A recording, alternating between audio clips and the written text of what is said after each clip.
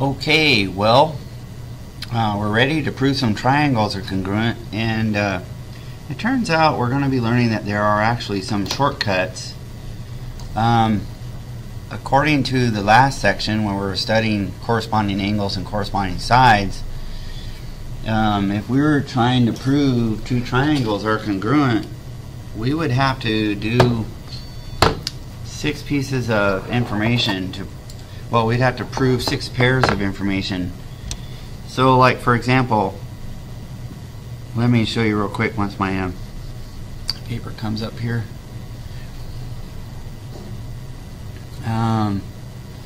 For example, if we had a triangle over here and we wanted to prove it was congruent to a triangle over here, ooh, that's awful. We'd have 6 things we'd need to do. We'd have to prove, number 1, this angle is congruent to this angle. Okay, we'd have to show that this angle here is congruent to this angle over here. Okay, and we'd also have to show that this angle here is congruent to this angle here. 1, 2, 3. And then we'd have to show that the 3 pairs of sides are congruent. Like this one's congruent to this one. This little bitty side is congruent to this one. And this third side is congruent to this one. So there would be 6 pairs of corresponding parts that we'd have to show are congruent. Well, the good news is that when we're referring to triangles, there's actually shortcuts. You can actually get by lots of times with just showing 3 pairs of corresponding parts congruent. And it turns out in this section here, 4.4, we're going to learn about the first shortcut. And so let's get started on that. Prove triangles by side, side, side. Well, that's what the SSS stands for, side, side, side. So students will be able to use side lengths to prove triangles are congruent. So one of the things we're going to need is the length of each side in order to be able to do this. And sometimes it's easy. Sometimes the problems have the lengths on the triangle. Other times we have to be a little bit more clever. And sometimes we'll actually have to use the distance formula to find the lengths first, and then we can determine whether the sides of the triangles are congruent. Well, so our essential question is, how can you use side lengths to prove triangles are congruent? Well, we'll get to that. So here's a postulate. It's called the side, side, side postulate. It basically says if 3 pairs of the sides are congruent, then by goodness, the 2 triangles are congruent. You don't even have to check the angles. So that's what's kind of nice about this. So it's called side, side, side. And so we'll abbreviate by 3 capital S's. So notice they have this tick mark here that shows that 1 pair of sides is congruent. This is the other pair of sides, and this is the 3rd pair of sides. So that's all we need to do. And then, by goodness, the 2 triangles will be congruent. Alright, so let's continue. Decide whether the congruent statement is true. Actually, you'll have about 6 of these on your assignment. And so you want to be careful when you're doing these and recognize whether the letters are matching up. Like D. D is supposed to match up with H. And D matches up with H. That seems to be the corresponding spot. D is at this corner here where it's made up a segment here with 1 tick mark and 2 tick marks. And H is also a segment here with 1 tick mark and 2 tick marks. So the D and the H do match up. That's good. How about F and J? Do they match up correctly? F is up here at this pointy angle. There's this pointy angle. It's kind of pointy. And there's J. J is pointy also. It's the pointy angle. So that one does match up. Everything is looking good. And we also have this side. So we have this side is congruent to this side. We have this side here is congruent to this side. And thirdly, or lastly, we have this side here, G and K or excuse me, segment FG and JK match up. Notice those two letters there and those two letters match up. Everything matches up, and so you have to be in the habit of checking the correspondence, because sometimes they screw us around and they put the letters in the wrong spot.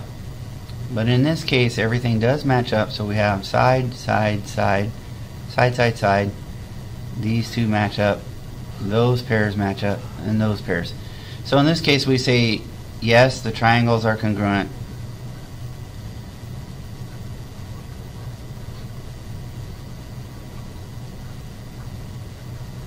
And then they say, explain the reasoning. Explain. They are congruent because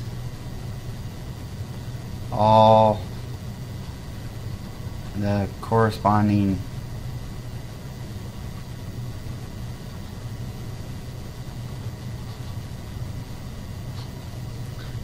sides are congruent. And so we can use this new theorem, or excuse me, it's a postulate. It's called side, side, side. And we will abbreviate this postulate by just writing side, side, side. Okay, well, we'll go through the same process on the second one. I notice when we're looking, A needs to match up with C. And so A is here, C is here. And then AC, AC. AC is this long side. Alright, so on the top triangle, AC is going across this way. In the bottom triangle, we have CA. You see CA. Now it turns out that that's the same segment. And it's true, it's the same segment, but the bottom triangle, keep in mind, we're going counterclockwise. And, well, I don't know if that's counterclockwise. We're going left first. And on the top triangle, we're going across this way. So we go from A to C, and then over here to B this way, and finally we go back down this way. On the bottom triangle, we go from C to A, and then from A to D, and then from D to C. Well, so if we consider the length of AC and CA, well, that's the same segment for both triangles. So that length is 9, this length is 9. So that segment is congruent to itself for both triangles. And so we do have a side here congruent to a side here. That's the top one. However, when we go across the top here, this length here is 7. Okay, that's CB, that's 7. And so when we go across the bottom triangle, we come across this way. This length is also 7. See, so that length is 7. So we have an additional side. We have a side, side. But as we go across the third side, we'll notice this length here is 3. And as we go across the length here, this length here is 4. And what we know now is that from the diagram is AB does not equal AB does not equal CD. CD. And so we'd say therefore this is symbol here, the two triangles are not congruent. Okay, in order for two triangles to be congruent, all 6 parts must be congruent. Well, if we're going to use a shortcut, we can check all the sides, and if any one of those pieces of information is not congruent, then we can automatically say this statement right here. The two triangles are not congruent. So that's how we take care of number 2. How about number 3 now? First of all, let's see if the letters match up correctly. Q is supposed to match up with R, and that's right here. Okay, and R is over here, so that seems to be the correct location. And then Q, we go to this pointy area. We'll go to the pointy area of the triangle. We're going up this way, and notice if you're on the other triangle, you're also going towards the pointy area. So S and P, they match up correctly. Okay, so that's good. And T obviously is in the middle. It's the same point for both triangles. And so all the letters do match up like they're supposed to. I'm just warning you though, on your study guide when you do this tonight or today in class, there's going to be some problems where the letters don't match up correctly, and so the two triangles will not be congruent, at least in the letters that they use, you see. So, well, now let's take a look here. Are the two triangles congruent? Well, we do have a side here and a side here. Those two sides are congruent. Okay, because you know that because of this tick mark here and this tick mark. This side over here has two tick marks, so does this side has two tick marks. So this side here is congruent to this side over here.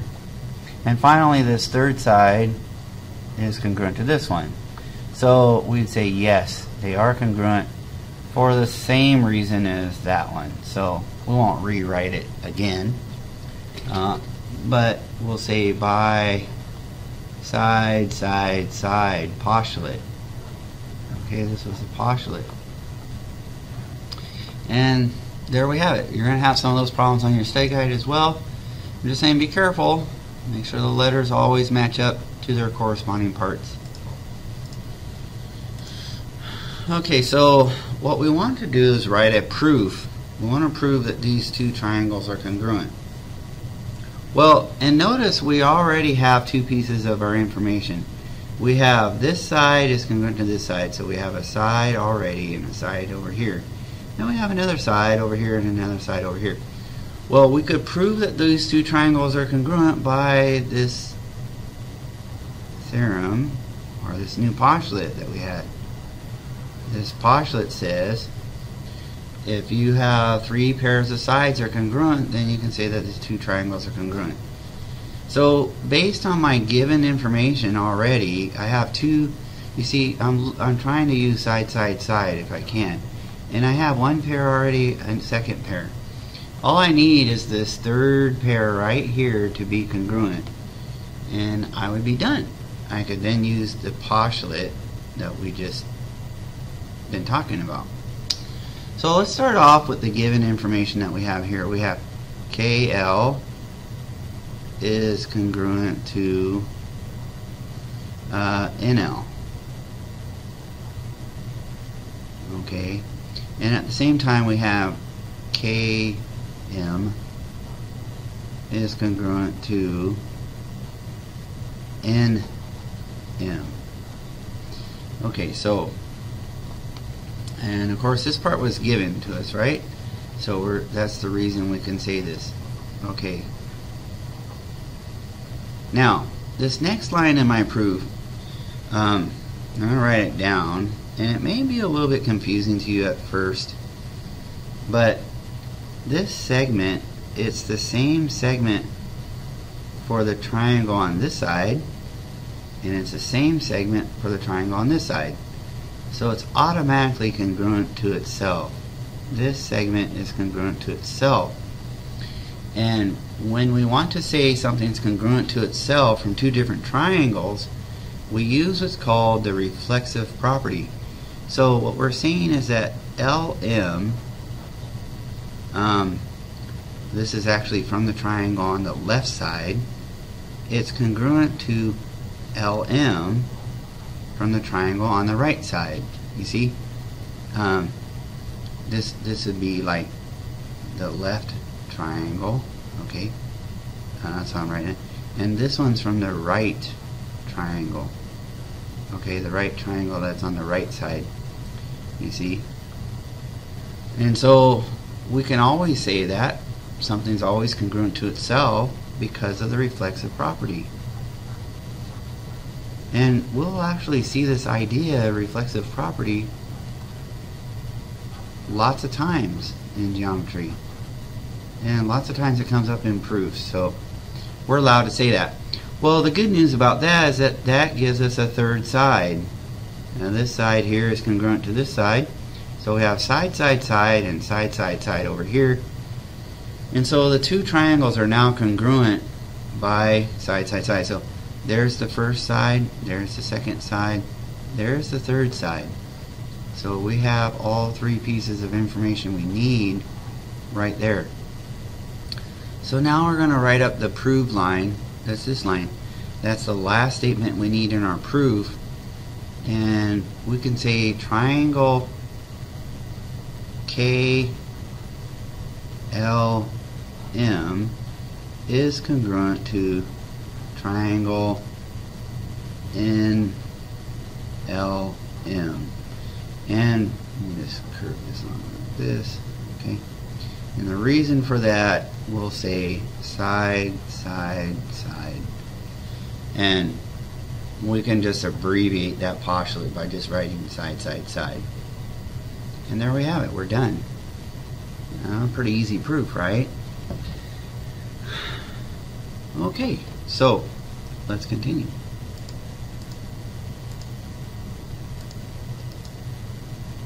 Okay, so here's another little proof. Maybe you can try it. Start off by writing out our statements.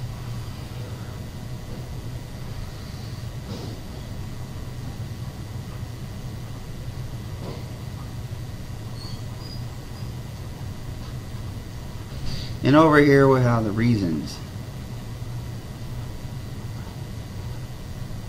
Okay, so here's where you got to be careful.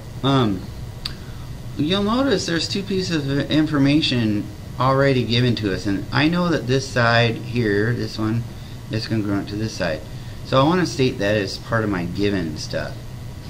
So here's what I want to do. I want to say AD, this side over here, is congruent to this side over here. Okay, so which letter should I use? Should I use CB or BC? Now, I want you to notice here, this is always helpful up here. You see this prove line right here? The prove line tells you the correspondence that you need. What we need, for example, is A to match up with C. Okay, so these two match up.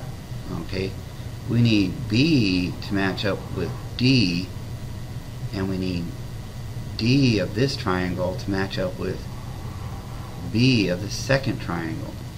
So that kind of helps you. So in other words, if you use A and D on this triangle, okay, then you should use C and B from this triangle. So what we want to do is say segment AD is congruent to CB over here. Alright, I know that's a little bit confusing at first, so that's why I'm covering it a little bit carefully here this time. But I was given a second piece of information, right? I was told that AB, that's this segment, is congruent to this one, right? So I'd like to state that in my proof also at the same time. So I'm going to say AB. Well, let me do this. I'm going to erase this little bitty line and move it over just a little bit. Let's move it over to here so I have a little bit more room. So AB is congruent to which one? Now again, I want to make sure I use the correct letters. We have this triangle over here and we have this triangle over here.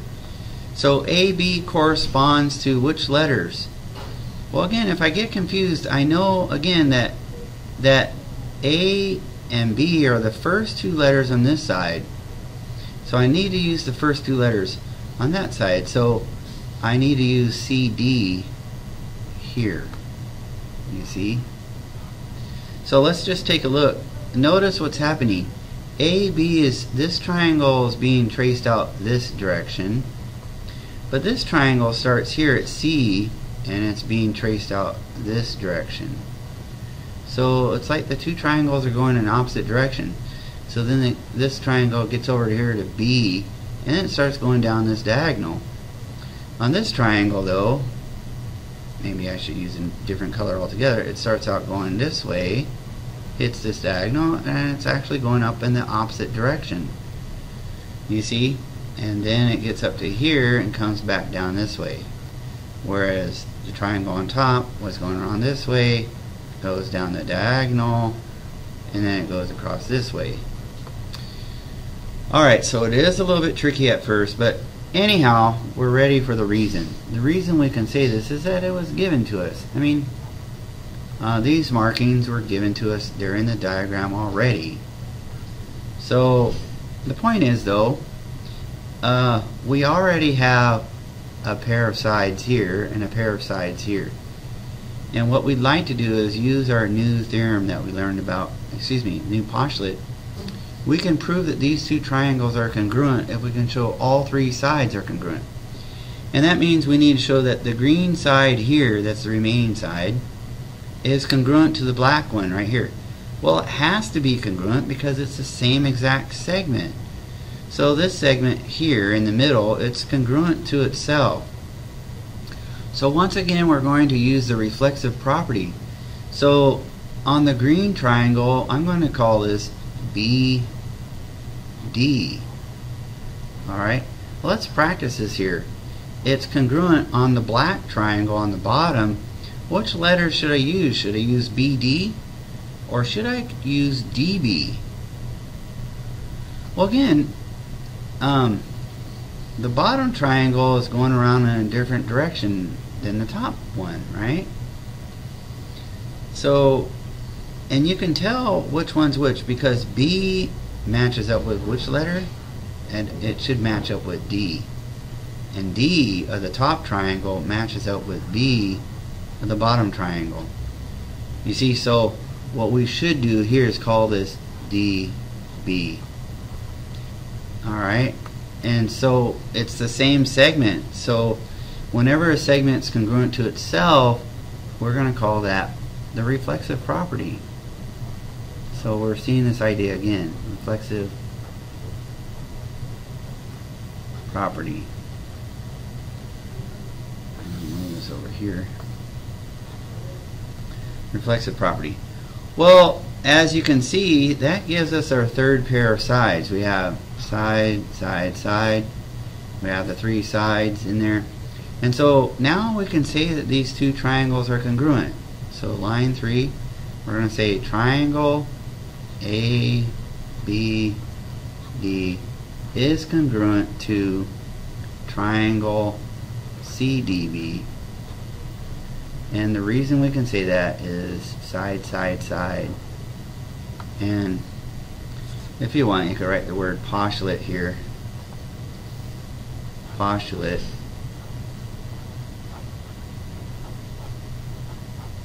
Okay, but lots of times we just write down the first three letters and that's okay. Okay, so we did a couple proofs in this lesson. Well, let's go back and get going on some other stuff. Sometimes we actually have to prove triangles are congruent by looking at their distances. And sometimes you can compare. Now for this triangle, it's real easy. I know this length here, for example, for this triangle, I know that length, it's 3. Okay? And I can just count off, you know, just like off the number line. And going this direction, I know that this length here is 4. Okay? Now, I could find out this side here also by using Pythagorean's theorem, or I can just simply use the distance formula. So the distance formula, for example, it's equal to square root of, hopefully you have this memorized by now, right? It's x2 minus x1, and then you square that, okay? And then you add that to y2 minus y1, and then you square that distance, and then you take the square root of the whole thing. So in this case here, I need these coordinates right here. Well, the coordinates of P are at -1, -2, -3, -4, -5, -5, and the y coordinate 1, 2, 3, 4 is 4. Okay, now R right here, the coordinates of r, pretty easy. It's -1 and +1. So if I use the distance formula to find this length here, it looks like to me we're going to get -5 minus, okay, so -5 minus a -1. Alright, and then what we need to do is square that distance. Okay, and then we need to do 4 minus 1, and then square that distance. And then we take the square root of the whole thing here. Well, if we take a look at this, a -5 minus a -1, that's the same thing as +1, right? So -5 plus 1 is actually -4. But then you need to square that. So -4 times -4 is actually 16. So that's going to be 16. And then 4 minus 1 is actually 3, but then you need to square it, right? So 3 squared, that's 3 times 3, that's going to be 9. Okay, so that means this distance is equal to the square root of 25, which is actually equal to 5. So this distance here is 5. So now we've calculated all three lengths. And so what we're trying to do now is see if we have another triangle that has the same three lengths, 3, 4, and 5. If they are the same lengths, then we can say they're congruent by side, side, side. Okay, so let's take a look here. What we'll do is plot these points down here and see if they have the same length. So I'm going to start off -1, +1. -1, +1. That gives me one of the points right there. -1, +5. 1, 2, 3, 4, 5. That's right here. And then -4. 1, 2, 3, 4. -4. Okay. And then up 5. 1, 2, 3, 4, 5. Alright, so the question is, are these two triangles congruent? So I have this length here, and this length here. Okay, so if this is like point A, B, and C, so A would be right here, B would be right here, and C would be right here. Well, this length here is easy. This one's 4. 1, 2, 3, 4. This length here is easy. It's 3. And we have a right triangle here. If we did the distance formula right here, we could find out the length of this one. Now it looks like we might have congruent triangles here, because take a look. This length here is 3. Okay, and this length over here is 3, so there's one pair of sides that are congruent. There's one pair of sides. Alright, we have a second pair of sides. This one's congruent to this one over here because its length is 4 and this length is 4. The last thing we need to check to see is if this length here is equal to 5, because if that's equal to this one, then they would be congruent. Now I know it looks like this triangle is smaller than this one, just looking at them. It's because this grid is smaller than that grid. These squares here are a little bit bigger than our little bitty squares here. Okay, so don't get confused there. In any event, let's calculate this length CA. Well, I'll use the same exact formula, and I'll plug in some new numbers here. Okay. And let's see what we get. Okay, so we know the coordinates here are -1, +1. And the coordinates for C is -4, -4, comma 5. That's given to us right there. So let's find this distance then. We have the square root of -4. Okay, so it's -4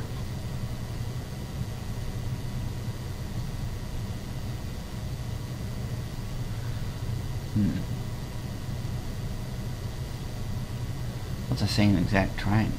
Oh, no? Okay, I guess not. Okay, so -4 minus a -1. Okay, and then we need to square this. Okay, and then we add that to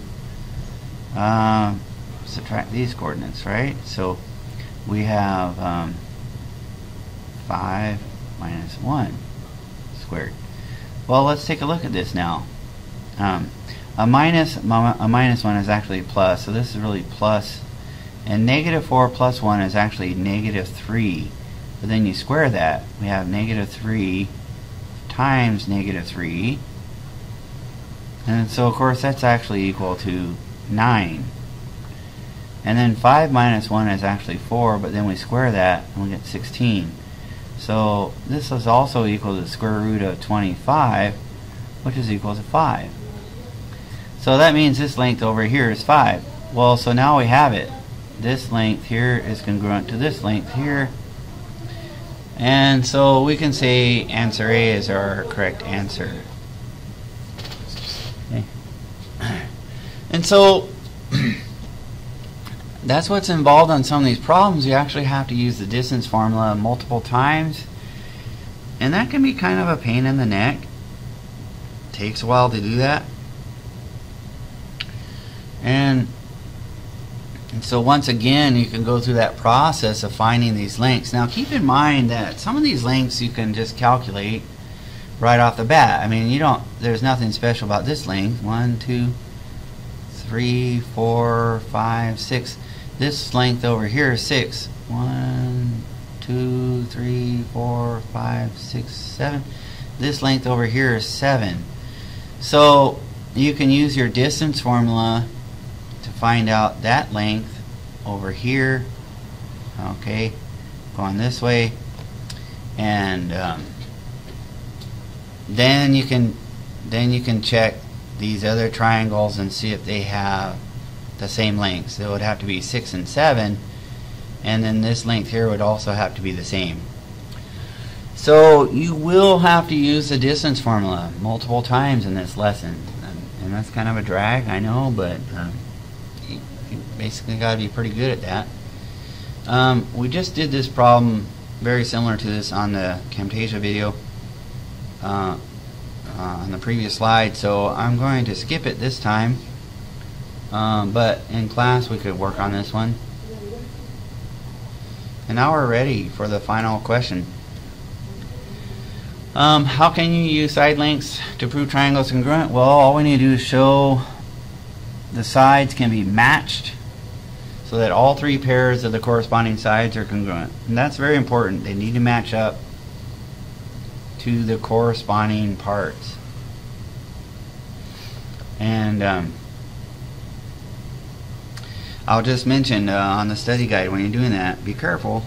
Some of the sides won't match up correctly. So anyhow, go ahead and get started on the assignment, and tomorrow we'll learn a couple more postulates on how to prove triangles are congruent.